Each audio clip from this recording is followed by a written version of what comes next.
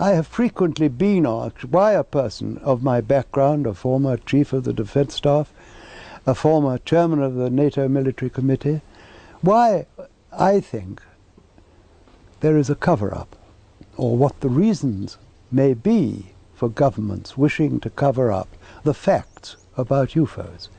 And a number of explanations have often been put forward, of which the most frequent and perhaps the most plausible is that the governments concerned, which are primarily that of the United States and that of my own country, believe that if they told the truth, which is that there are objects in our atmosphere which are technically miles in advance of anything that we can deploy, that we have no means of stopping them coming here, and that we have no defense against them should they be hostile, that, I believe, is because governments fear that if they did disclose those facts, people would panic.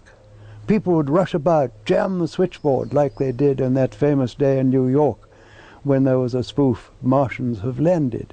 People will go mad and they'll jump up and down. I don't believe that at all. I've said so in print. I've said it in the foreword I wrote to one of Timothy Good's books. I do not believe that people today, in the 21st century, are going to panic at that sort of information. After all, they have put up with the introduction of nuclear weapons, the destruction of 2 Japanese cities 50 years ago.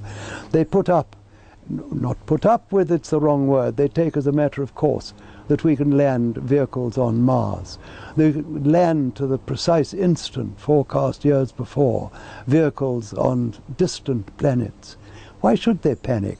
They're much more interested in this country in doing the pools or the lottery. They shrug their shoulders and take it as a matter of course.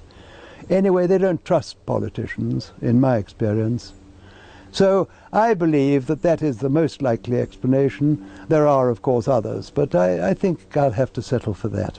What I'd like to say is that there is a serious possibility that we are being visited and have been visited for many years by people from outer space, from other civilizations, that it behoves us, in case some of these people in the future or now should turn hostile, to find out who they are, where they come from, and what they want. This should be the subject of rigorous scientific investigation and not the subject of rubbishing by tabloid newspapers.